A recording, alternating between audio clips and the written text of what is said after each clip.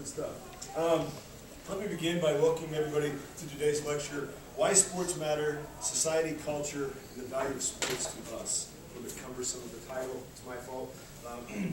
I am Dr. Samuel J., an assistant professor of rhetoric and ethics in the Department of Communication Arts and Sciences here at Metro State. Just so you know, the 40 to 45 minute presentation that Dr. Billings will present will be followed by a question and answer / discussion session, so feel free to write down any questions or notes that you might have while he's talking. Before introducing our speaker, I'd like to thank some folks who helped make this possible. Dr. Michael Kolb, Director of the Center for Faculty Excellence, who awarded the grant that made this possible. Liz Gettings, who's not here. Liz answered a ton of my questions on planning, on catering, and today she sent out the email to everybody and let you know that we were going to be a little bit delayed. The Office of Equal Opportunity the Office of Equal Opportunity, who provided today's refreshments. Kate Thomas back there, the president of LP, our Lambda Pi Eta chapter in our department, who kind of served as the go-between to set all of this up. To the Department of Communication Arts and Sciences for humoring my attempt to push for the scholarly recognition of sports, something I'm sure Andy's gone through plenty. And to Travis Smith, who went beyond his normal duties as an MSU employee and student to set all this up, including the microphone and the camera. Thank you very much, Travis. And lastly, thanks to all of you for showing up, whether it's because you're interested in the study of sports, you wanted free food, or you're required to because of my syllabus. Right? Thank you very much for being here. So let me begin. Today I'm honored to welcome Dr. Andy Billings to the MSU-Denver campus. Andy is director of the Alabama Program in Sports Communication and Ronald Reagan Chair of Broadcasting in the Department of Telecommunications and Film at the University of Alabama. He explained that endowment thing to me on our drive here. Now I know a little bit more about it. Prior to that, he was a professor of communications at Clemson University, and the only reason I mention that is because when Andy and I were coordinating today's talk a few weeks ago, he mentioned that he was quite torn as to who he should root for at the college national football title game.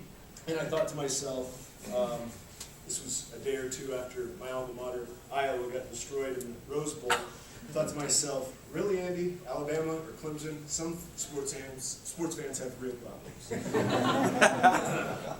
So Andy's research examines the intersections of sports media consumption, and the role that sports play in forming our identities, whether by gender, class, or nationality. A lot of the kind of stuff that you'll talk about today has to do with American kind of national fervor. He's co-authored and edited several books, including Olympic Media, Inside the Biggest Show on Television, and The Fantasy Sport Industry, Games Within Games. He has a long list of journal articles and book chapters, including Manufacturing the Messiah. Nike and LeBron James co-constructed the legend of King James, and Tiger Woods Lands in the Rough, Golf, Apologia, and the Heroic Limits of Privacy.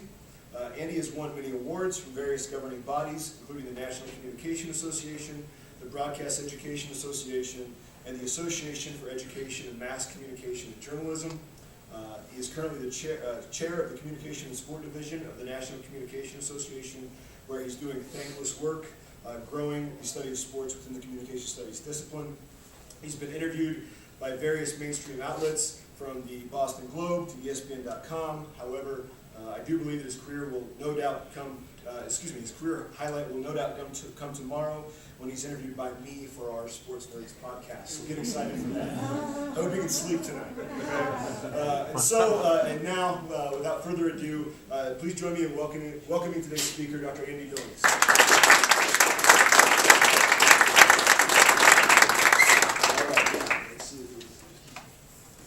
Just hit the mute button. This here? Should be green. Should be good. For recording? It should be green. I know color. Oh, there we go. All right, we're good. We're set up. We're good. First of all, I've got to say thank you to a number. I've got to thank Metro State for having me. I've got to thank Sam J here for reaching out to me after seeing my TED Talk and said this was something he wanted to advance more here at the university. And I have to thank you for your patience. It was not my fault. I didn't miss my flight. Southwest Airlines kept insisting we were on time, despite clear evidence that we were not. So anyway, thank you so much for coming here today. I want to give you basically a case for studying sports, which is what I've spent most of my career doing. That doesn't mean you have to be a huge sports fan. That doesn't mean it's all simply about how awesome sports are. It's also not about bashing sports over and over again. It's about trying to find some balance and trying to use sport for advancing something larger. So before I go into some specific examples, what I want to do first is give you a sense of who I am and where I come from, because I think that matters. I grew up in a very small town, LaGrange, Indiana. All right, this was this was an incredibly small town. This is a picture of the Amish buggies that park on one side of our county courthouse seat. It gives you, it was a one-stoplight town. When I went off to college, I came back, there was a second stoplight. Not because we needed it, just to show progress. You sit there and say, wow, we doubled the number of stoplights. We got a McDonald's that knocked the Dairy Queen out of business, couldn't handle both. You get the idea, it's a very small place. And so, the worldly people were not the ones who have been to other nations. They were people who traveled a couple hours to Chicago. They were people who left the state. This is a very insular, great environment, but very insular. So what was my key to the broader world? The common denominator was sports, more specifically, sports on TV. And that's why I'm a sports media professor, because I still think, as you'll see, sports are some of the very few offerings that we have in our media environment right now that are largely DVR-proof, that we actually have to consume at the same time and place and have conversations about it. So, we view them in mass, we view them live. We have all sorts of new mechanisms for uncovering different layers of sports.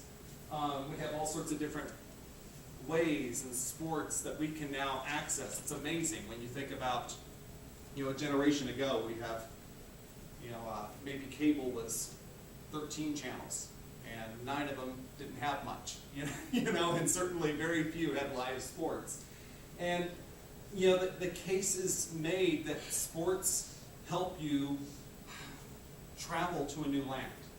When you watch the Olympics, it's about more than just a sporting event. It's part reality show, it is part cultural festival, it is part nationalistic fervor. It's all those things working together. And so that really got me into this, because sports on TV did become sports everywhere. It becomes this thing where always we're making this case, have sports peaked? Is this finally peak saturation? And the answer is always no. Yesterday I had the opportunity to interview Mark Cuban and asked him that question. It was an interview on the future of sports.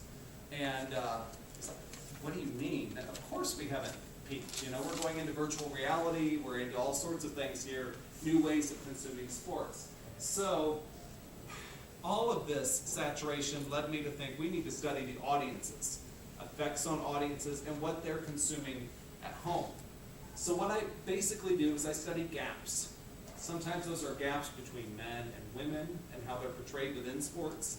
Sometimes those are between real and perceived reality in some way. You'll say, well, here's what I saw, and someone else who was there will say, well, that's not what happened in some way there. So that's important, because for some reason sports are still the one genre that we see that are seen as being documentary form. Right? Even our reality shows. If you remember the last time we had the writer's strike, many of the MTV reality shows decided to stop filming for a while. I'm like, they're reality shows. You don't need a script, but apparently you did. All right? But sports, we still think are unscripted. And that is, if you learn in your communication courses about processing things in central or peripheral routes, very rarely are we processing in the central route for sports. That's dangerous. If you think, I don't need to ask these core questions. If you say, well, this is just fluff, this is just distraction, you don't really start analyzing what's going on within them. And that matters because sports are so big. Let me give you an example here, all right? So this dates me a little, but when I was getting ready to enter high school, I was looking at the top shows, and here are the ratings for the show. So the top show was the Cosby Show. We didn't know what we know now about Bill. And it was incredibly popular, a rating that was immense. That was the top comedy show. Comedy show. Drama, Murder She Wrote, 25. Our top shows now have about half that rating. Why? That doesn't mean the shows are worse. It simply means that the media outlets are splintering. We have so many more options. No one's watching the same thing anymore. Yeah. Except sports. Super Bowl, you keep thinking, can it get any bigger? And it does. Think about it. I mean, 5 years ago we had a Super Bowl between Green Bay and Pittsburgh. Neither one a top 20 market. And yet they still were able to draw 115 million people. We find that with just about all sports offerings. Sometimes you'll say, well, the ratings are staying flat. Well, flat is incredible compared to every other genre of media now. If you can create a drama that stays flat over the course of 20 years, you're doing great. So, I come back to this quote from David Foster Wallace. I love this story. He says, there are these two young fish swimming along, and they happen to meet an older fish swimming the other way, who nods at them and says, "Morning, boys. How's the water?"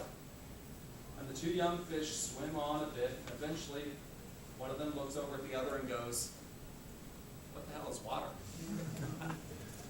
And why I bring that up here is because sports are in the water.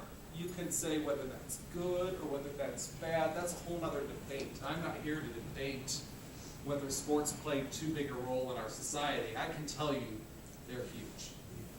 I can tell you the number one reason why people go to join a church now is sports leagues that are tied to churches. I can tell you that the number one reason why they don't attend church on Sunday morning is because they have a sporting event to go to. We say lots of these other things are important, but whether you say good or bad, it's clear. This is part of our conversation. This is part of the way we live. For me not to acknowledge that my office is in the shadow of a stadium that holds more people than Tuscaloosa has a population of. Tuscaloosa is a population of 85,000. We have a stadium that holds 101,000. It is inarguable that this is important. So what I want to do today is give you just a few cases where sports can help us navigate larger social issues. Because very rarely are sports just about sports. And as sports fans, that's not what we look for either. I mean, lots of times what you do is you tune in to see when sports become about something way larger. You tune in to see, you probably, some people in here might remember like the 1996 Olympics where Carrie Strug landed on one leg because her other, she had an injury. That was no longer about sports. That was about determination and defying gravity only for a few seconds. Lots of times that's what we're looking for in sports. So, the first example I wanted to use would be gender issues. And I want to really clarify what we're talking about here. We're certainly talking about images. And these certainly can be problematic, especially in academics. We learn the way to measure images often are, in sports at least, are whether you're performing your sport and whether you're in proper sporting attire. And we found time after time women are more likely to be shown, women athletes shown in kitchens and with their kids and things like that. There's nothing wrong with that, but it doesn't show them as athletes. Here we have Lindsey Vonn, and she's in sporting attire. She's performing her sport. I don't think she normally looks that way, but it's still problematic. And so the question becomes, how much do we sexualize these images, and who's responsible for some of these images. Especially when you have cases like Serena Williams, recently named the Sports Person of the Year. She chose this image. She said, I wanted a picture that shows I am powerful, I am in control, I want to show all sides of who I am. So we can blame Sports Illustrated for putting that up there. That's what she wanted out there. You know, she wants to be able to show different sides of her. And so some of these images, it becomes interesting to see, you know, if we have problems with them, then what do we do about those problems? Are they, you know, the responsibility of the media outlet, or is it something larger? So, you know, this is actually a screenshot, you know, from the NBC Olympics. You aren't even seeing faces here, right? This can show you an example of, okay, was it the cameraman? I don't think the beach volleyball players were opting for this shot here. So that becomes one part of the equation. But there's also gender and coverage. Let me take you through what we're talking about here. So, you know, here's some recent examples here, and I looked at Fox Sports 1. It's actually even worse for Fox Sports 1 than Sports Center, so don't feel like I'm ripping on ESPN too hard here. But 1.4% of all Sports Center coverage is devoted to women's sports. 2.7% of the ticker or the scroll at the bottom was women's sports. And that's largely just giving you women's basketball scores or things like that because they're tied to a university and they think, hey, those university scores will interest people. And the big three men's sports, football, baseball, basketball, at an all-time high. 71% of all the coverage there. What's interesting there is this notion that, well, we have the internet, we have all these options. Of course, everyone, everyone's going to get a chance to be shown. Yeah, in a way, but everything else gets splintered. We didn't get broader, we got deeper. Instead of getting more women's tennis, we got more NFL draft coverage. You know, that's really where we're going. We get deeper and deeper on a few things, and these are record lows, folks. You know, they are really low. So then, you know, one area that I look at is Summer Olympic coverage. And you'll see here, over the course of, you know, a good solid 20 years, the gap in percentage between men's and women's, I guess that's a little faded here. This is men's, this is women's. It's just 2%. Wow. I still have people who say, hey, what are you going to do to finally close that gap? You know, what explains that problem? Yeah, it should be closer to 50-50. What I can tell you, though, is it's far better than 1.4. And especially look at London here. Women actually receive more coverage than men. My best theory on that is U.S. women won more medals than U.S. men.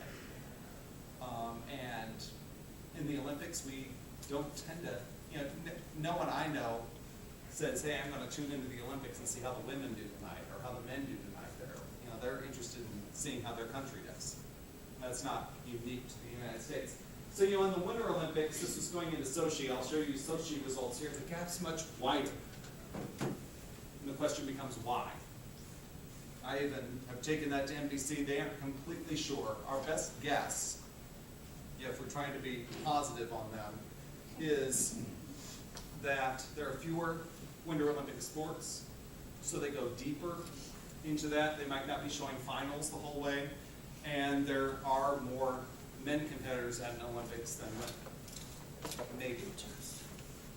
Other theories are, well, here you don't have as many people in swimsuits and leotards.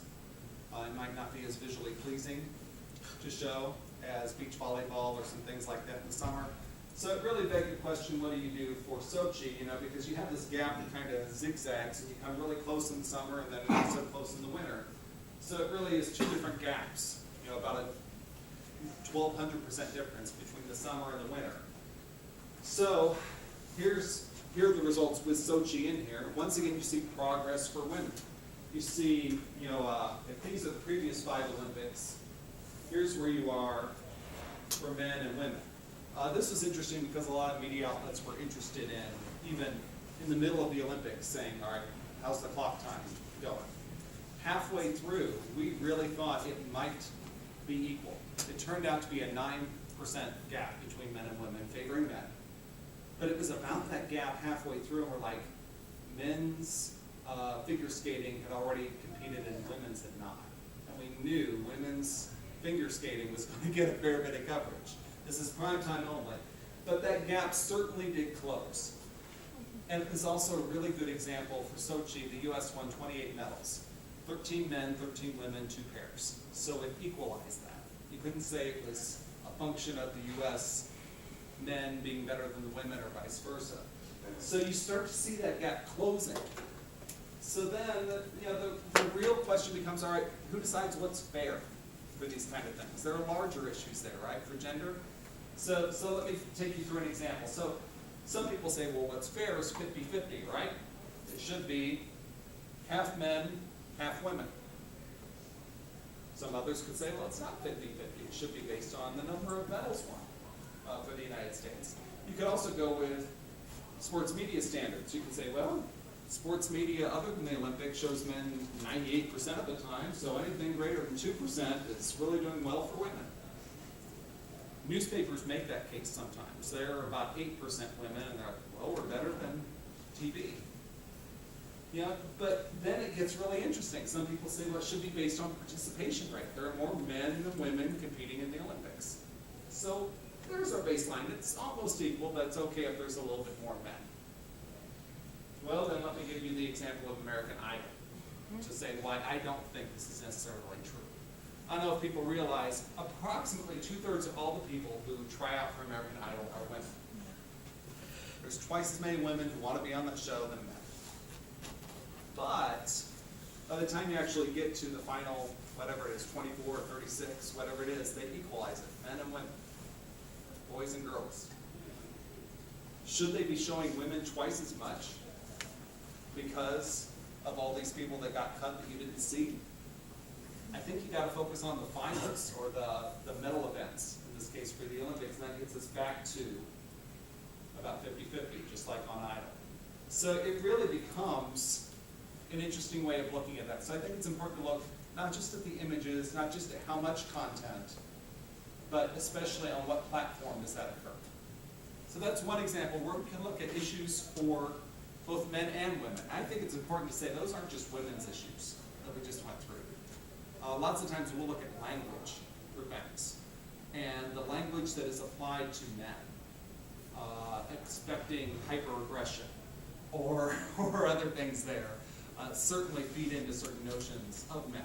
Or I just got done with a figure skating study, looking at male figure skaters, finding that they are described completely differently than any other form of male athlete. Because of the costumes, because of what they're doing. It's incredible physical skill. And yet, they are more aptly described like women athletes than men. All right, let's go through another example where sports speak for these broader issues, youth sports. So what do our attitudes about sports convey to our children? I've got 2 kids, both boys. They're 9, they're 12, and we live in a college football hotbed, obviously. It's really hard to convince them that, yeah, if you want to do sports, great, but it's just as great if you want to play the trombone. It's just as great if you want to be on the chess club. Once I took my oldest son to a football game, and the fans sitting next to us, they saw that my son Nathan was fascinated by the band. And he said, man, maybe one day I'll be good at it, and I can, march with the band. And the guy next to him said, oh, you don't want to be in the band, you want to be on the team, right? And I think that's this undercurrent, that nothing wrong with being on the team. However, there are other passions, there are other options that maybe we aren't conveying as well as sports. So, the priorities that we have for things can be incredibly skewed to the point that, if we say, well, yes, we are a regular church-going family, unless Bobby has a doubleheader in Pearl, Mississippi this weekend, then all bets are off. All right, there's something about that notion of all motion ceases for this, that this is the ultimate trump card in some way there. And that is begetting the notion of my child better be good at sports or they're not going to be popular, they're not going to be successful. I don't know if people have heard the concept of youth redshirting. I mentioned it a little bit in my TED Talk, if you saw that. It's where parents will delay the start of kindergarten for their children. What? Just because that extra year will make them better at youth sports. Are you There are parents serious? right now, like we now, the month in which, births spike in different states depends on what the cutoff is for where you would start a grade. So I lived in South Carolina, the cutoff usually was September 1, you could always hold back, but you really didn't want to be born on the last week of August. You wanted to be born the first week in September, because then you'd be the oldest. And if you've read Malcolm Gladwell's Outliers, you'll find that that was true for Canadian hockey players. There were more, the cutoff was January 1, I think, and they had more all-star hockey players from January, February, March than the other 9 months combined. Why? Because it wasn't just that they were older. If you're older, you get more playing time. If you get more playing time, you get more instruction, and you get more experience, which widens the gap. So the response here is, well, yes, my son or daughter is ready for kindergarten, but let's hold off for a year. Then they can really dominate youth sports. That's amazing when you think about it. Especially, you're saying, hey, I'm going to parent them for a whole other year. I've got to pay for them. Lots of times you would think, hey, if you're struggling to make ends meet, you want to skip a grade. Hey, we're going to move this along. The opposite here. We have travel teams that are requiring a whole lot of money for different things. Now, a whole lot, of course, is relative. Some places, you can pretty much name your price and people will still say, yes, I'll do it. But we now have this pay-for-play mindset on a lot of things, especially as budgets shrink for schools. They say, well, we'll just have athletes pay X amount per sport. And certainly I can see why that could be better than not buying books for your classroom. But the result is also then a bifurcation based on economic needs. So the more that sports cost, the less likely, especially the lower income, is to participate. So here, this is kids 12 to 17 years old. 19% decreased participation due to cost within that lower income bracket. Only 5% if you had a household income of more than $60,000. So that's huge. Break it down this way for a second. You can see, if the participation fee is 0, that lower income bracket actually has a higher participation rate than the other bracket.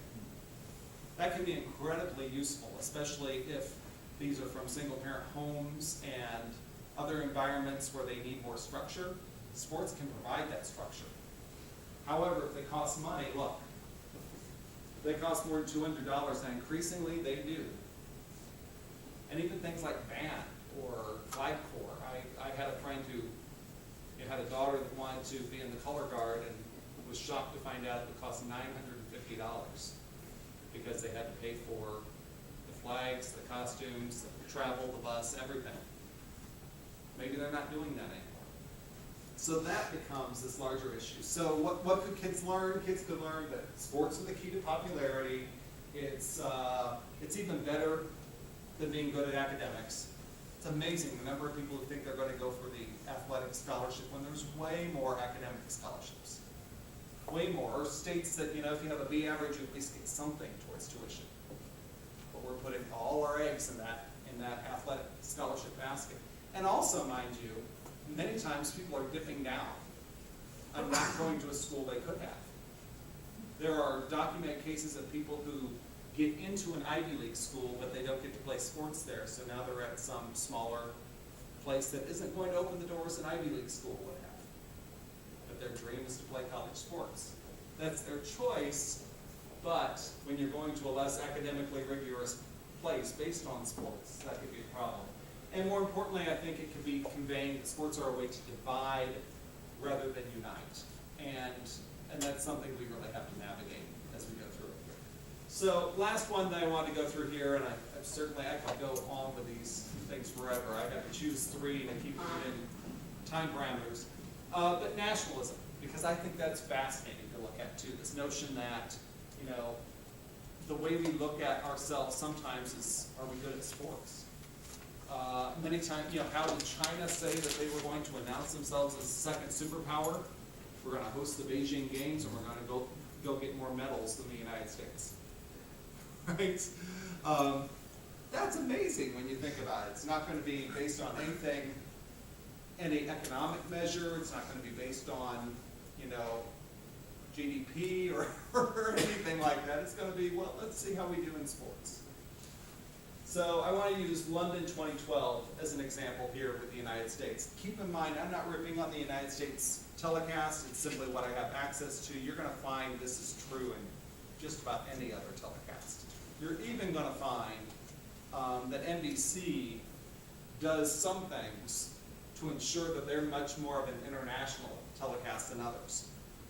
A couple examples real quickly there. I could even show you a video clip from Australia. Australia is really into swimming. That's one of their main events there. One of ours too. There's a case where the cameraman was so focused on the Australian swimmer who finished 5th that they cropped out the gold medal winner. You couldn't see who won because they were so focused on watching that Australian. We don't have any examples like that here. I can tell you in lots of other countries, and certainly in China, they will use personal pronouns when describing the home team. So, we are doing well, or we aren't doing well, us, they, things like that. The last one that we have evidence of for the United States was in the 1980s, and the people I interviewed at NBC said that that person was gently reminded, I think was the key phrasing for it, that we don't do that here. So there are certainly things that make you feel like NBC is trying to be more international. Well, here we have in London 2012, 55.8% of all coverage was devoted to the United States. That means more coverage for the United States than all other nations combined. Now, it's actually even wider than that, right? When you think about, of that remaining 44.2%, so much of that is providing a foil for the United States, right? You need to, if you have a protagonist that's trying to win the gold medal, you have to have an antagonist that's keeping you from it. So much of that is simply, if we have us, we have to show a they to create that thing. Now, the United States did really well in London, but not that well. We led the medal count, both in terms of golds and overall, which is interesting. In Beijing, we had this big media war over what was more important. The overall number of medals, which we won, the number of gold medals, which China led. And it's all crazy. If you think about it too, look at that, the concept of the medals table was really interesting to me. And for a while, NBC didn't show it. And I actually advocated that you should. And the reason is because you're seeing it anyway, so they at least have a chance to educate on what it does or doesn't mean, instead of seeing it every other place. This is a competition on an abacus. And why do I say that? It's because let's say you're really good at basketball. You can win 1 gold medal. Let's say you're really good at swimming. You can win 20. Let's say you're good in both men's and women's basketball. You can win 2. Swimming, maybe 40. We add them up all the same here. So it just depends on what sport you're good at, too. So, you know, it all gets a little crazy, but we get this ratio that's 5-to-1. The United States has shown about 5 times as much as they should be if you simply looked at the medals count. Now, that's not saying NBC should change, only show Americans 11% of the time, or else they would completely lose so much money, it'd be amazing. But what we found was over 90% of the primetime telecast is devoted to just 5 sports. I should have had you guys guess on what they are. Because people always guess basketball, for instance. Basketball is not fit for this, for the prime time. Why? It takes too long. You can't cut it up into little snippets or programming segments. And what what they want is, hey, even if you don't like, let's say, gymnastics, well, we're just gonna show one rotation of gymnastics, and then we're gonna go to swimming. And so stick around, we'll get back to something you like. Kind of like how Sports Center tries to put hockey in at various points. Because either you really love hockey or you really don't. But if you just have a hockey segment and then it's over, then people will tune out. So you get the idea. These sports, what we know is the U.S. won 22.7% of all medals and 28% of all gold. So guess what? When I surveyed people and I said, after the Olympics, what percentage do you think the United States won? And they would give answers like 30%, which would be the greatest performance in the history of the Olympics by any nation. And I'd have them insert comments like, yes, we won 40% of the medals. It was really disappointing. Big heads should roll for this. I have one. Part of it comes from this notion that they're not watching the other 28 events. You're watching things that Americans do well.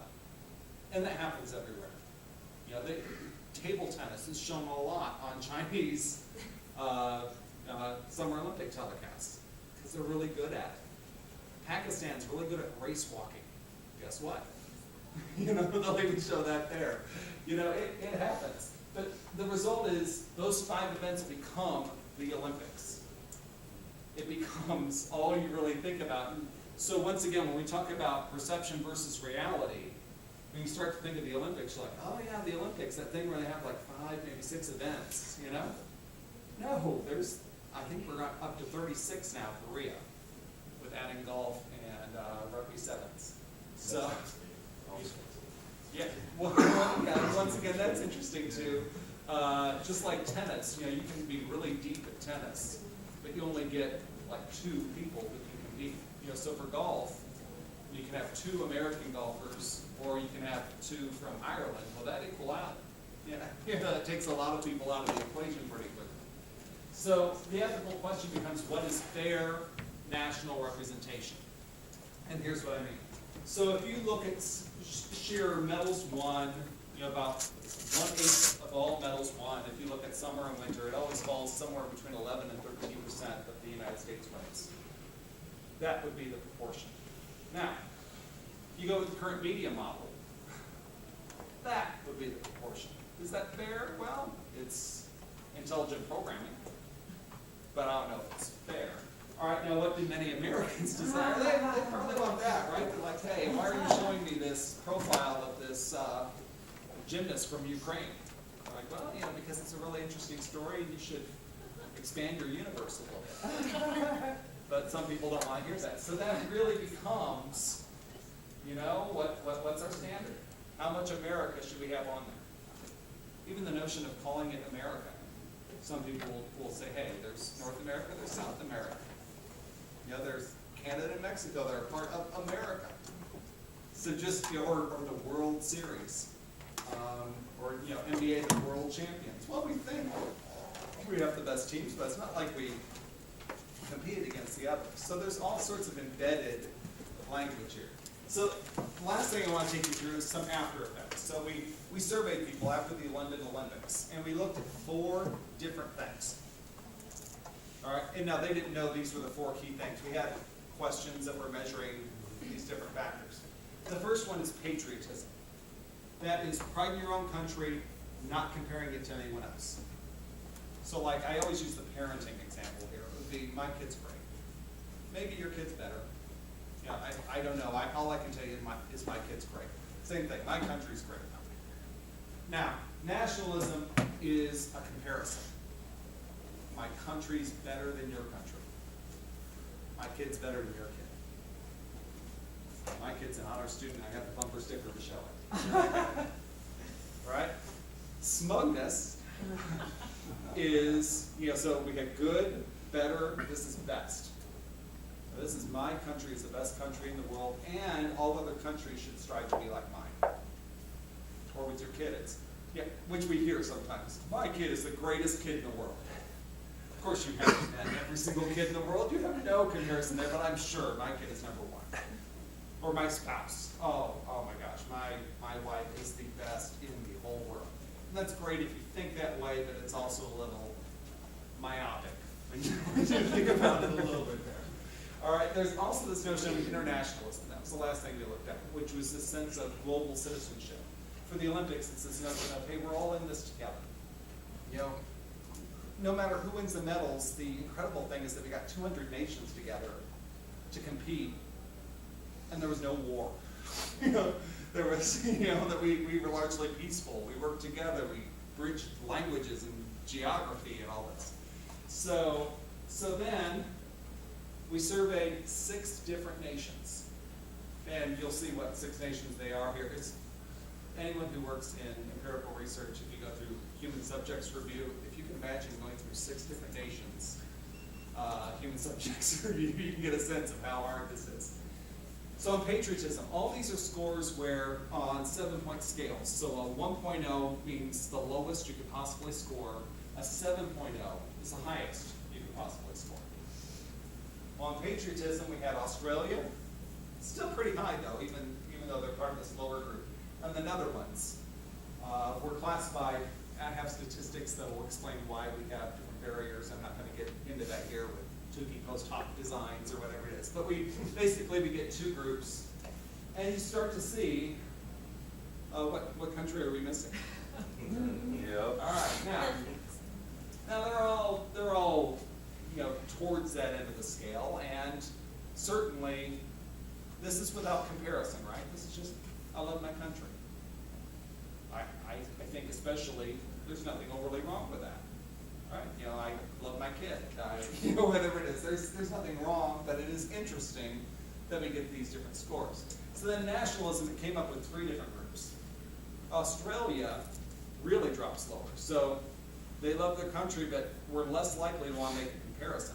So 4.0 is really our median score between a 1 and a 7. They're right at that, really, at 3.95.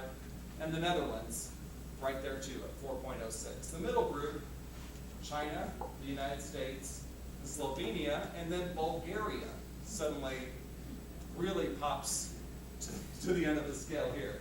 Now you look at these different countries, you're like, why did you look at these countries? Well, number of different reasons. Won't bore you too much, but 3 of them represented highly successful countries in the Summer Olympics. China, the United States, and Australia, top 5 in terms of number of medals won. The others still had some success, but not as much. So we wanted to see if that made a difference.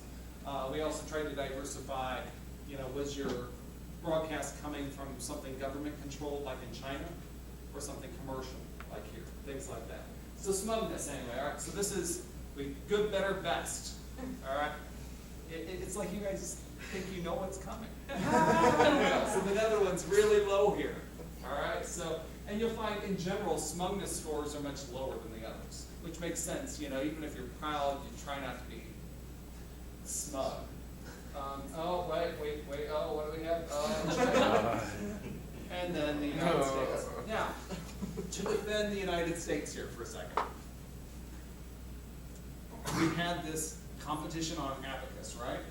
Everyone saw this medals table and saw that we were at the top of it. We surveyed them right after that. Trust me, if you survey college football fans the day in Tuscaloosa, the day after the national championship game, you're gonna have some smugness. All right? You would have to be after. I think you did that all year round. There's times when you You know got you Paul need to shoot. Feinbaum close to there. What, a couple of years before that, Auburn's in the national title game, and we're not. You still think you're better, but you can't really be smug about it. Internationalism, this is something I think overall you want to, score well on that global citizenship type thing. The United States was the lowest. So once again, it's this isolationist notion that comes out of some of this Olympic media. So all this is not necessarily good or bad, but to show you where you stand on how watching something immersive like the Olympics really can shape your perceptions. For instance, right now I believe it's the case that about it's like 12 to 15% of all Americans have watched just one episode at least of Breaking Bad or Mad Men. You'd think it's much higher, right? You hear people talking about it on TV, you hear these are awesome shows. All right, 98% at least watch some of the Olympics. Right? Big Bang Theory, I think like 40% of Americans have at least watched one episode. This is 98. You know, this is saturated in some way there. So, you know, the question becomes, should sports media be concerned with cultivated nationalism?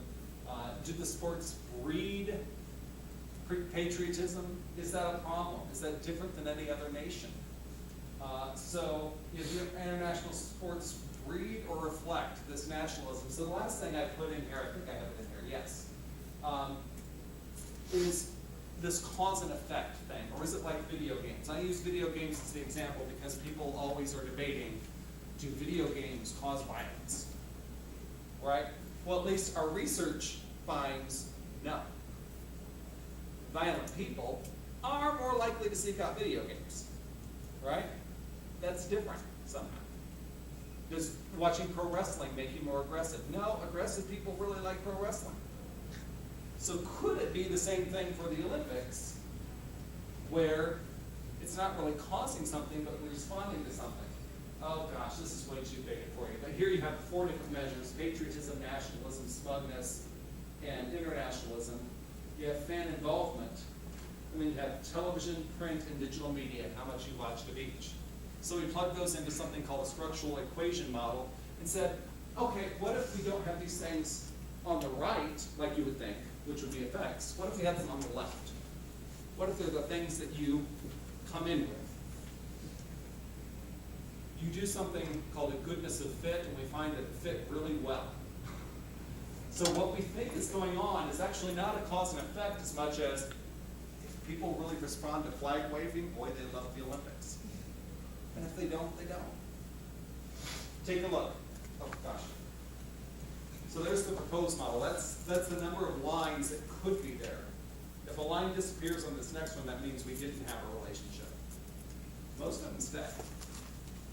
So it's a pretty good model in which to follow.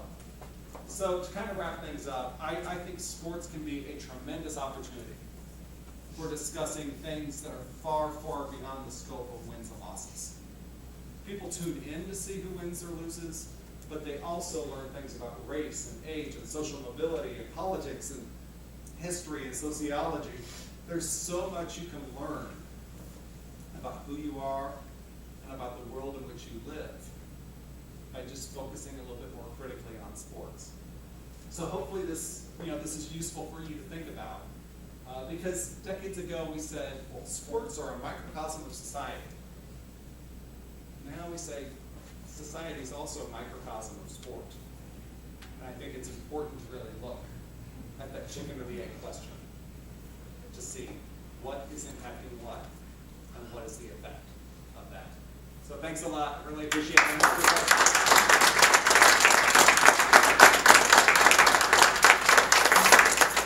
All right, ask away. You guys have questions? Yeah, go ahead, Jeff. So your opinion is that people that are aggressive seek out aggressive sports, opposed to someone who never watched wrestling before starts to watch it, and then wrestling creates that aggressive emotion in them. You're more opposed to, or you're more of the idea that the person that's aggressive already is just seeking it out. Yeah, or sometimes it'll be, at least from the research, what we find is that these are things that were inside you that maybe this becomes a release. You know, sometimes there's a certain type of music that you didn't know you loved until you heard it. Okay. And then you're going to seek that out more. Well, that music didn't necessarily cause you to feel this way It's there, okay. as much as it was already there to begin with. It just kind of opened it up for you. Right. Okay. Now certainly things go back and forth. Sure. Right? So you say, well, if you respond to flag waving more than you watch the Olympics, why do you respond to flag waving? Is it because you're a military family? Is it because you love ceremony, and every time you hear the Star Spangled Banner, you're always really marveled at that? You know, who knows what it is? But there are things that build up over the course of time. And cultivation theory will tell us it's not that, like if everyone ever heard of the hypodermic needle theory that we had 50 years ago, we don't buy into that anymore. You don't watch an advertisement and I see a Snickers ad, I have to eat a Snickers. It's not that way. I mean, it can suggest hey, it can get you in your mind, but the way cultivation theorists phrase it, it sets the terms of the debate. You know, if I'm watching one of the cable news networks, and on the bottom of the screen, they constantly have the national debt clock going on. They're not telling you anything, good or bad, about that. They're telling you this matters. That's just Right? a fact, They're right? saying, hey, this is really something you should focus on. Therefore, that might become more of a voting issue for you. Yeah.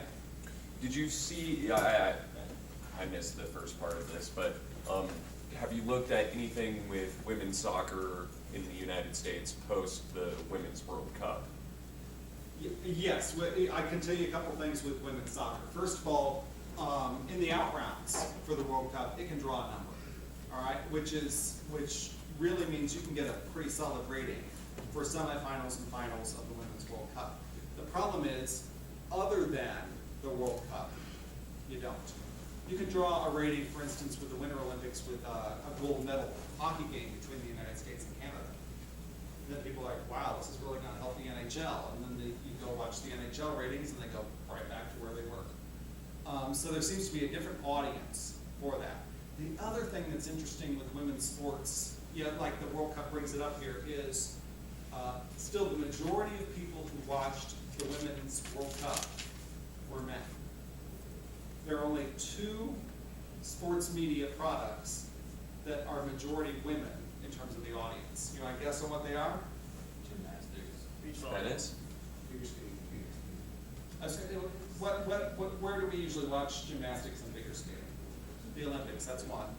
The other ones, people always, I mean, if you guess this, I'll be impressed. What? Not NASCAR. Formula One. You want to take another shot or no? I don't know, I'm just gonna It throw happens it out. once a year. Once a year? Once a year. Nope. Oh. I think in May. Kentucky Derby? Kentucky Derby. And it's like 51-49.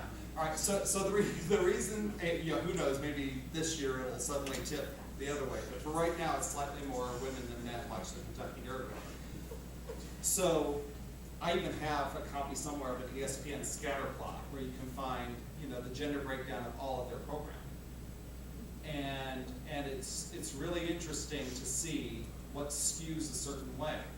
But what we find is that seems to feed into this notion that women just don't care about sports as much as men. To which I respond, all right, depends on what your question is. All right, if you ask high school girls and high school boys, do you want to play on a sports team while you're in high school? That percentage is exactly the same for boys and girls. So it's not about playing, it's about watching. And so what is it about watching that divides us more, makes it more masculine in some way? From what we can tell, the biggest prerequisite is, think about the Kentucky Derby and the Olympics are 2 events that usually you walk into it and you don't know anything about the majority of the competitors going in. Even the men with the Olympics, they don't know which 400-meter sprinter is going to be favored in the women's 400. You gotta wait for the profile for that. So it's this notion of, if women can enter on an equal footing to the conversation or feel like they aren't novices in this expert discussion, hey, if they can come in on equal footing, then hey, I'm thrilled with this. But so many of the other sports, the male has grown up being indoctrinated in baseball knowledge to the point that you're like, gosh, I'm out, I can't remotely. I had a girlfriend in college that I gave her, we were really Indiana Pacers fans, and I gave her one interesting trivia quote to say about every Pacer when we watched as a group. So you'd be like, oh, Rick Smith's the dunking Dutchman, and then they turned to that. You really know his nickname, And she could seem like she could play along, but that's what happens a lot there. I see a couple different ones. Let's start in the corner. I would guess that also is the amount of time it takes to watch the event.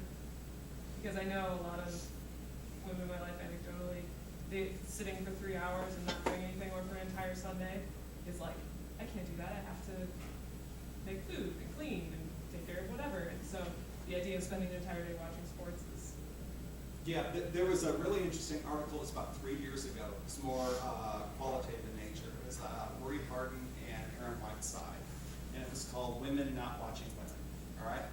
And it really got into this notion that we have with a lot of other things for women, which is the notion of the second shift. Right? Oh yeah, you can work full time, you can have a career as long as you're still doing the laundry and cooking dinner and everything there. So it's you know, as long as you do both so things. when are you you're gonna good. watch Thursday Night Football? Right, you know, so, yeah, absolutely, you can come watch, you know, football, but we still expect you to lead the following other initiatives. Now, certainly men have got, you know, men are doing more housework than ever in the history of the United States right now in terms of a percentage. But there still is much more of the notion of men having a little bit more free time, or being exempted somehow. Well, I understand, you're a man, you get a 3-hour trump card to watch this football game. Whereas maybe you don't get that trump card as much if you're a woman. Yeah, in the back, and then I'll come back up front. So another thing that I was thinking about was the watching of sports and the ESPN statistics about not very equal representation, like either way of analysis. Could that play any effect into the viewership of these sports as well, or So is you're that basically saying different? like Sports Center is splintered because we've got more men watching? Right, because Yeah. they cater to the men watching and assume, because if like you take 6 months off of watching Sports Center, you're kind of lost for like the first 2 weeks. And they cater to those people that just kind of watch it nonstop. Right, but no, I think it's this, you know, if you think of, and there's a really good book, Chris Anderson of Wired Magazine wrote a book called The Long Tail. And his whole theory was, you know, if you think of our tastes as a bell curve, all right, well, over time, what has happened is that bell curve has gotten a lot flatter. For instance, our music tastes. We have, with iTunes and things like that, we can access way more songs than we ever could before. As a result, that splinters. All right, well, what happens here is if you have 8 different ESPN options, all right, well then, I'm gonna put the women's sports over here. I'm gonna put the golf over here, and they can find it if they want it, but on ESPN, the flagship, it's gotta be still that middle of the curve, somewhere there. Because it's men's sports, other than the big 3, have knocked out that too. We have less golf coverage than ever before, even though golf interest actually in media with Tiger went up for quite a while. But the media coverage on Sports Center didn't. So I don't know, it's interesting to think about it that way. Like, you know, it's kind of, I guess you find it with some of our radio stations now, they only play the hits. You're like, they're playing Taylor Swift every 15 minutes. And the theory is, well, you know, that's that core of the audience, that if you really want to hear some, you know, hear Death Cab for Cutie or something, you can go get it on iTunes and stream it somewhere, and you've got access to it. But we've got to do something that more people are going to listen to. Becca, yes? Wanted to talk about the youth sports. Yes. And as you look at how expensive it's become, are you familiar with the book They Played Their Hearts Out? I can't remember the author's name. It sounds familiar, but I've not read it. He's a Sports Illustrated writer. But this was AAU basketball in California. And there were a number of things that I thought were interesting. But one is as you think about the family that wants their child to get a scholarship in basketball, playing AAU basketball in the summer seems to be more important than playing on your high school basketball field. The thing that's really interesting is that these people who are coaching are making something like $100,000 a year. You've got shoe companies providing shoes, and I think this has also led to greater specialization in sport. So that what you see kids doing, it'd be interesting to see the statistics over time, how many kids are multi-sport athletes 10 years ago, 20 years ago, 30 years ago versus today. Because, you know, the expectation would be that if you want to play on a major college team, you better be on a good AAU basketball team in the summertime. Absolutely, no, that is definitely the case, and I don't think that it's overly productive. Once Ohio State won the national title in football a year ago, they took a look and found that, I think Urban Meyer had twice as many players who are multi-sport players in high school than your average football team. It decreases the repetitive injuries, because you're using different muscles for different things. And it also creates wellness, I think, for a little bit of balance. But you're right, the majority are like this, and it really gets pretty seedy too. Not only do you have these power AAU teams, but many times then the recruit goes to the university that decides to hire that AAU coach as an assistant. I think, And they're willing to do that.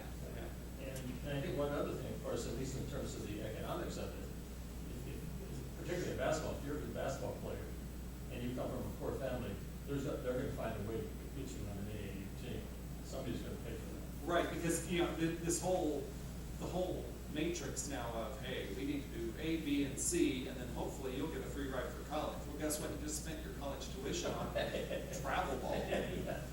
It's not adding up. Yeah. But yeah, here, and then I'll go back there. Yeah. Yeah, you answered one question I had, which had to do with basically variables regarding consumption, looking at media production and is it more men that are watching and so on.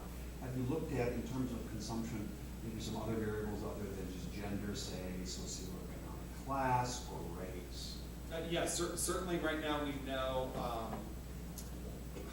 here's the catch, right? So I can tell you, in this country, if you're Hispanic or Black, you consume more sports media than Caucasian or Asian. However, that's true in general for television viewing in general. For instance, if you just look at overall television viewing. So I don't know that there's a cause and effect there as much as there's this larger cultural thing going on. But certainly it skews in a number of ways, by race, certainly skews by age. And what we're finding with the younger especially is they are much less likely to watch live sports and much more likely to watch highlight shows, bloopers, things like that they can get snippets and things like that there. I don't know if that, then leads to live sports. There's also a great,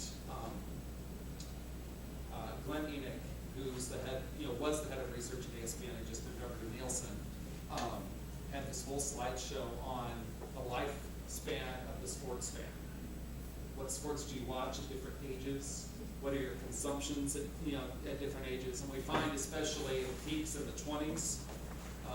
Then all of a sudden you get married, you have kids, it dips down, and then it comes back up at retirement because you have more hours to fill.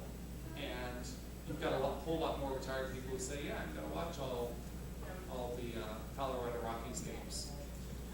Why? In the back. With Dr. Amalo discovering CTE in the recent movie Concussion coming out, Yes. And also with the NFL disregarding those comments and the discoveries made by him, do you predict a future without football? I don't. I've gotten that question a lot lately. And this is going to sound incredibly cynical, but here's my take on it. First of all, there are three major sports in this country. But if you ask me, they are pro football, college football, and off-season football.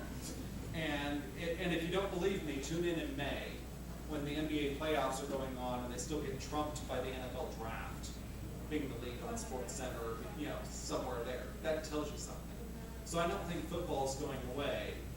What's going to happen, and here's the cynical part, I think it's going to be a lot like what we found happening with the military, where if you are a family of means, you are less likely to go into the military, but we still have the military. We still see the use for it. I still think that's going to happen. If you can go to college some other way, if you can get wealthy some other way, you're going to opt out of football, or your family's going to say, that's not for me.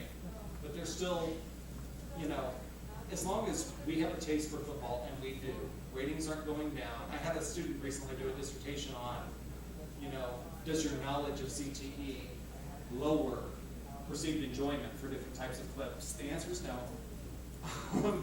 So if you have that, there's always going to be someone who's going to sign up for being the most popular kid, built-in social group, free tuition in college, perhaps pay soon, and some level of popularity that comes with it. I think lots of times it's, what are your other options? And if this is your only option, they're still gonna jump in. So maybe the quality might go down a little.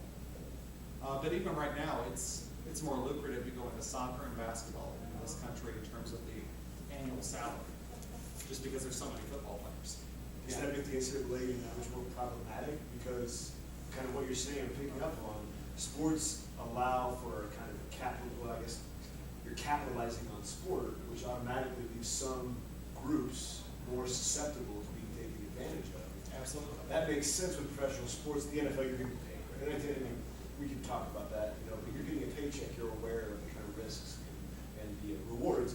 College athletics, it's kind of a different ballgame.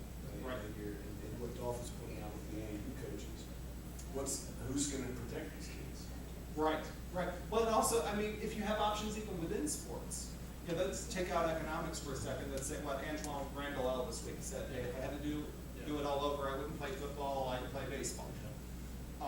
The example here, I don't know if he's still on, I think he's still on the Rockies right now. I taught Kyle Parker at Clemson. And he was. Oh, he's still down there. I kept seeing him toggle. I kept seeing him toggle back and forth. He was the starting quarterback at Clemson, and he also was the star baseball player. He had one day where he did the spring game, threw for 3 touchdowns, and then went and hit a home run in both parts of a doubleheader that night. Well, I was his advisor, and he's like, I'm trying to figure out which sport to go into, and I just said, I have seen retired baseball players, and I've seen retired football players.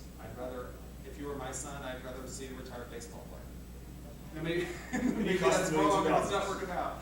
But, yeah. Since you're from Alabama and Clemson, one of the topics that always comes up, sports and race.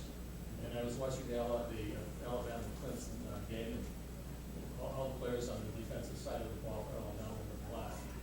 So the question is, and this goes back to Jackie Robinson, in terms of research, how does the participation of the domination of, say, blacks, Alabama football team or the Clemson football team, how does that change racial attitudes in states with long histories of racism? Well, I think it can help. It really can help in that the people who are on those teams, they have conversations that they wouldn't have had before, right? I think it's a complete cop-out when people say, well, as a result, I don't see race. I don't think that's a good end result. To me, that's not where you want to be. Race often typifies the world in which you live. One of my best friends is African American, and I have to, he was thinking of coming and sampling my church for the first time. I'm like, okay, churches segregate, so, you have to acknowledge to some extent that being colorblind isn't the answer. It's part of who you are. In the same way, Shawnee Davis for the Olympics, you remember him, the speed skater. He's a black speed skater from inner city Chicago. That matters. You can't just treat him like anyone else who, came up in different environments. The fact that he did something so unique is part of his life story. Now, for the larger question, there's some research right now that's really interesting on racial stacking.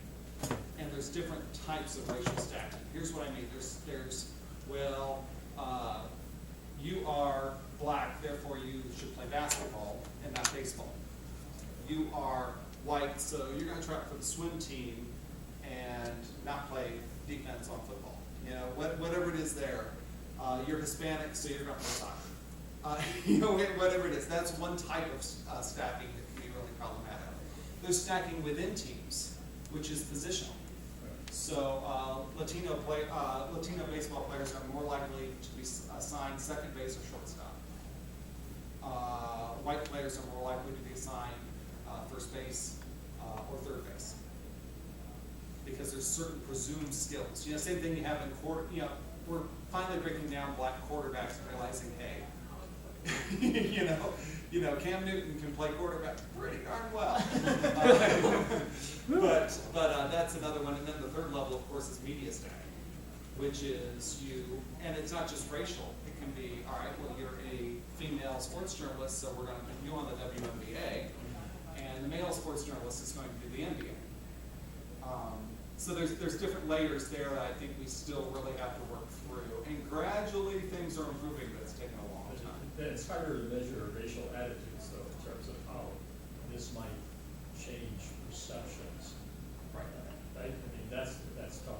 Oh, yeah, there's all sorts of, I mean, lots of what I do is look at comments, and there's some, you know, what do you mean when you call a white wide receiver deceptively quick? Which they get. You'll hear that on, oh, he's deceptive, you know, Christian McCaffrey for Stanford. Oh, he's deceptively quick.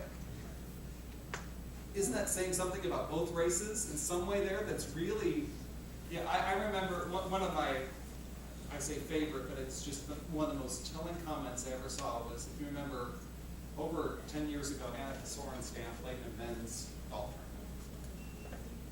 tournament. And if you just analyzed their descriptions of her, you didn't find anything overly problematic. All right, well, her round's done for a couple hours, and then a golfer hits a shot that goes into the woods, bounces off a tree, and lands on the green. They say, wow, we just got an Annika bounce. All right, that just discounted the round that she played pretty darn well, right? They're like, hey, he just got a lucky bounce the way she got all day. That wasn't about her, and yet it was. You know, she was done golfing. But that context is really interesting there.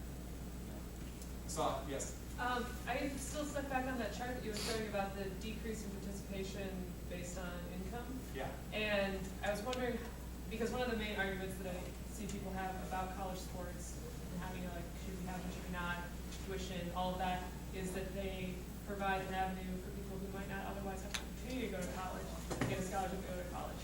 But in order to get those scholarships, you have to be playing. So what do you have any ideas on how that might, what the implications of that might be?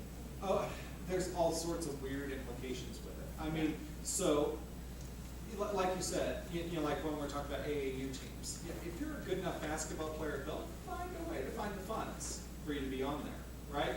It's the ones who are either at risk or never really got the attention, right? That have potential but weren't there, that really get lost. The other thing that gets interesting at the college level is, if you really know college sports, there are head count sports and there are proportion sports in terms of scholarships. So for instance, football is a head count sport. You get 85 scholarships. You can't divide them where this person's on half scholarship or something like that. There's 85 scholarships, if not, you're a walk-on. There's other sports like baseball. Last I knew, 10.7 scholarships per team, which is a weird fraction when you think about it. What happens there is they might go to that wealthier family and say, hey, is there any way you can just pay your own way, which will help the team be good?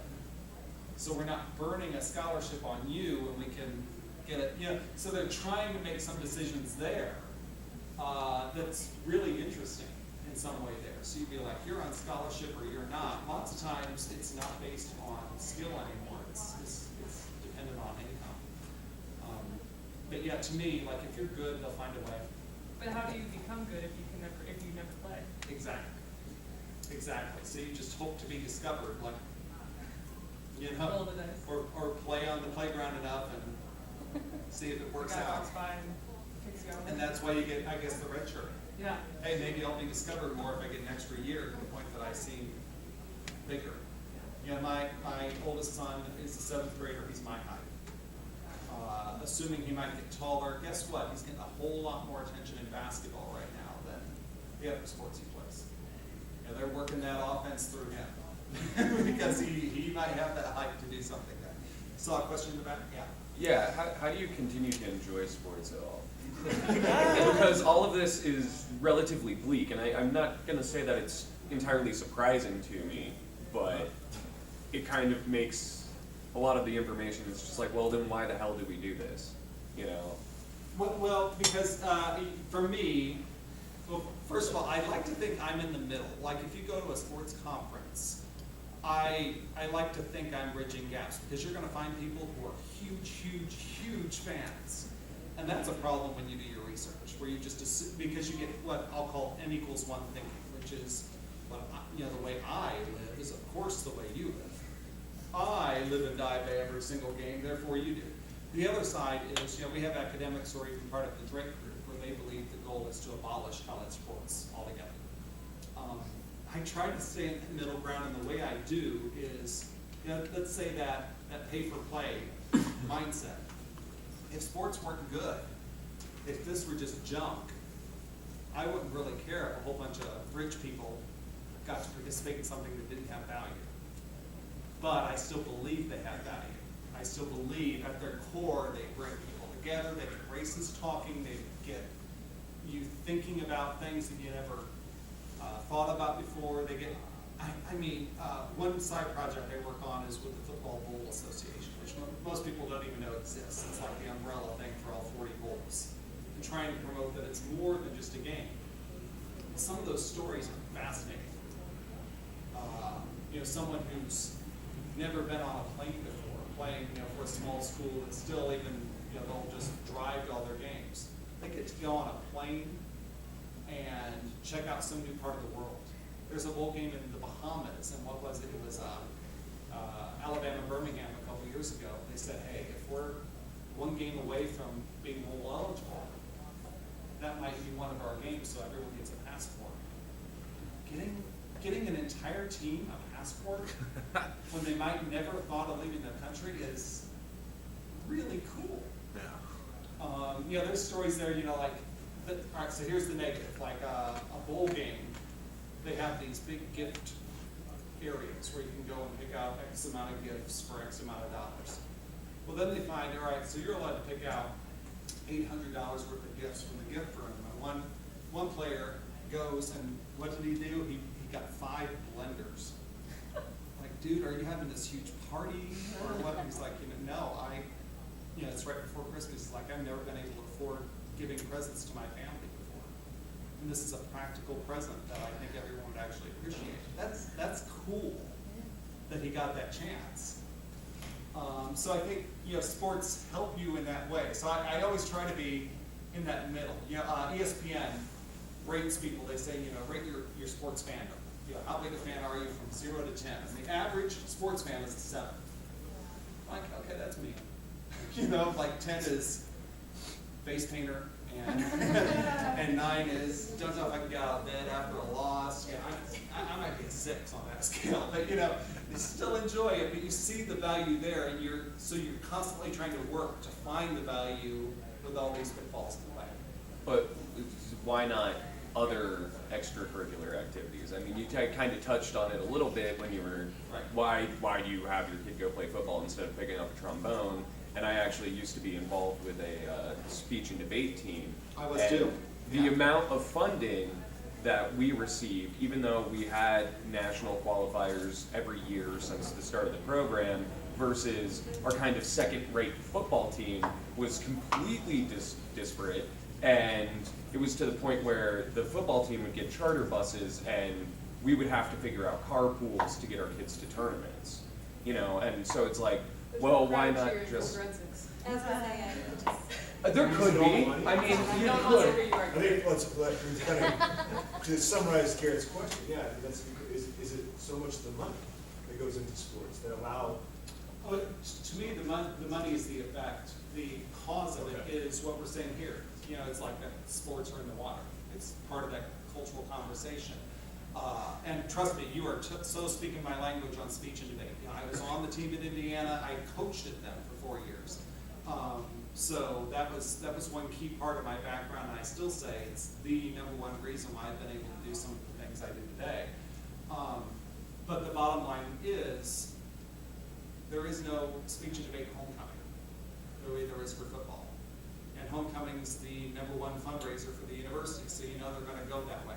So for me, it's, yes, I would love to prop up a lot of those things. And one way to do that, which I still think can be done, is to start putting activities like that under the same umbrella. As crazy as that sounds, but to me, we've got schools now that have started giving scholarships to people who play esports. Really? All right, electronic sports, video games. And trust me, people who play at that level, they are smart. they have the dexterity. A lot of them go on to do really great things. And so a lot of engineering-based schools are offering these scholarships. If you can put esports under there, I think you can put speech and debate and some other competitions under there. Because I still believe, you know, if your school is good at something, I don't care what it is. I still think if the University of Alabama were the best in the country at flicking rubber bands across the room into a tray, people might tune in to watch that somewhat, to see the national championship of rubber band flipping. I think if you put that under that umbrella, you can do some more things. But I think you gotta work largely within the sports parameters to do that. And that might not be the way it's supposed to be, but that's the way it is. Yeah. Regarding esports, do you think that because esports in general are more multinational, if you ever do play online video games, your own team might be multinational, just from day to day, from match to match? My son actively plays. And do you think that would change the dividing lines we see in, like you showed, that nationalism? I think it already has. If you look at the people who show up for esports, and trust me, folks, they can, you know, they pack the Staples Center for multiple nights for championships there to watch people play video games. That's a more racially diverse crowd than the Lakers or Clippers get. I think it really is. It really crosses a lot of boundaries. And if you look for it, one key thing that's coming next year, Turner Sports created an esports league, and they are betting heavily on it. Friday nights now, they're going to have different championships that you'll watch. You know, if you had Friday night fights decades ago, you're going to have Friday night esports, and they are all in on that. I think you're right. Some of these video games cross national boundaries. Sometimes you're learning new languages as a result of that. Yeah. So Jackie Robinson's wife recently made a comment on baseball not being diverse enough. Do you feel that she was referring to just culture, or do you think she was kind of like underlying as far as gender as well? And not just baseball, but any major sport. Well, I think, you know, there's a whole different discussion on why baseball isn't very racially diverse. Okay. Part of it is that the racial stacking we talked about. Part of it is especially a lot of racial minorities are more likely to be found in urban areas. And it's still the case that, you know, you can find a basketball court or you can find other places to play these other games. Finding room to have a baseball field is incredibly difficult sometimes in an urban area. Rural areas are more likely to be Caucasian, and they're more likely to be able to create that field of dreams because the land doesn't cost very much, and you know we'll mow some grass there. But there's larger things going on there right now. I think baseball actually is very racially diverse. It just is not very diverse from an African American standpoint. They are discouraged, actively discouraged from going into baseball and instead favoring these other sports. And that cuts both ways. So then you get the stereotype not only that blacks don't play baseball, but that they do play basketball. They're born with a basketball somehow. That's crazy. But that's where we're at, is basketball and football are part of that culture. Now, is it just gender though? Like, do you think she was just referring to the racial culture, or do you think that there was kind of an underlying as far as representing for gender? Because we haven't seen a professional baseball player that's a woman. Okay, I was just okay, fair enough. I was just curious. Yeah, I've been on the road all week. Understood. I was saying, this is my 4th time zone this week. Oh, so man, okay. I'm hanging in. But no, I take a look and see, because it might be something larger there. Yeah. I have a question before my class has to leave. How much of the backlash against Serena do you think is her just refusal to perform her femininity in her race in ways that we assume she should?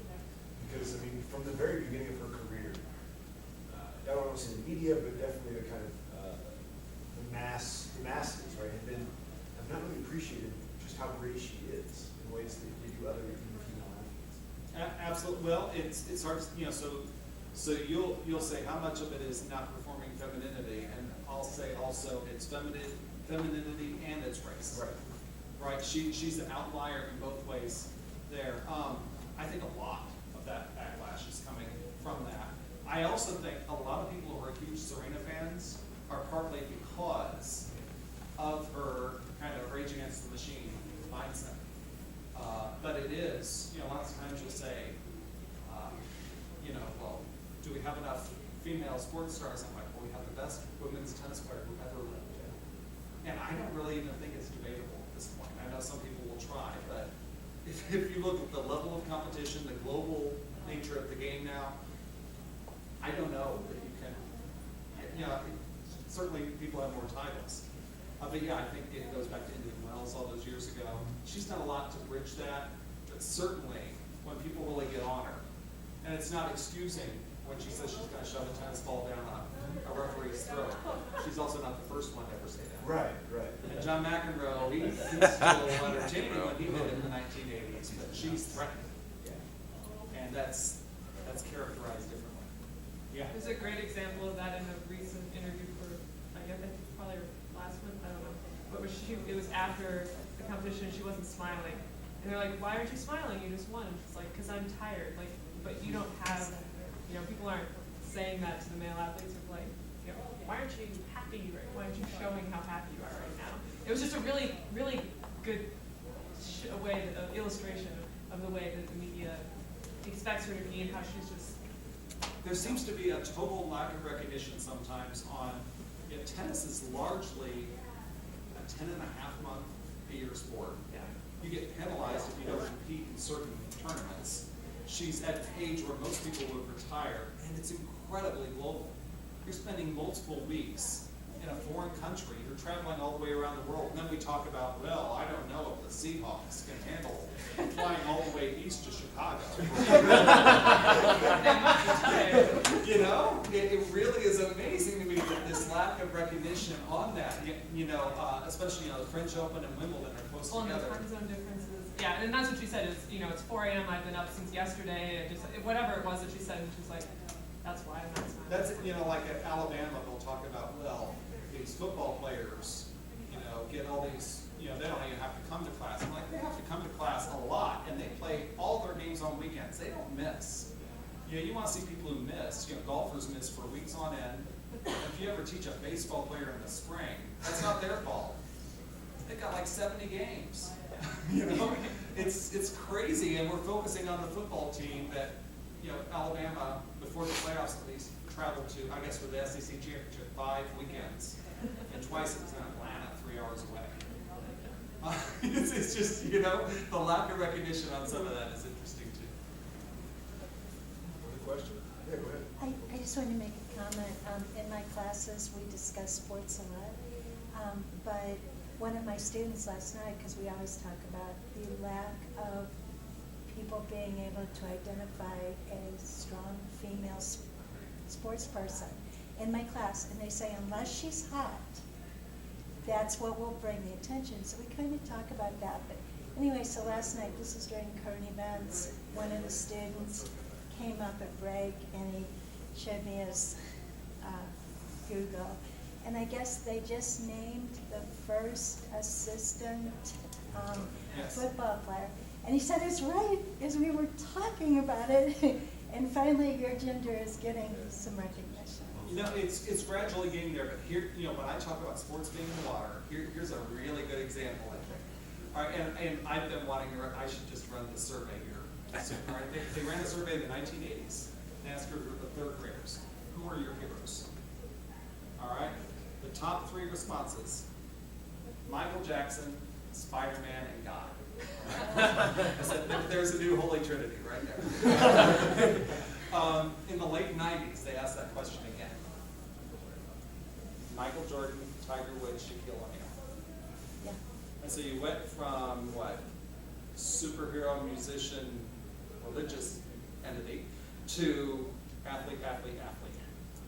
And I'm curious if we run that again. I still think, like when you say, who are your heroes, I'd love to see, are they women?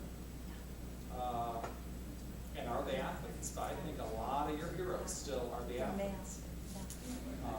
Not saying it's right, but No. that's where we're at. Yeah. Any more questions? All right, well, thank you. Thank you.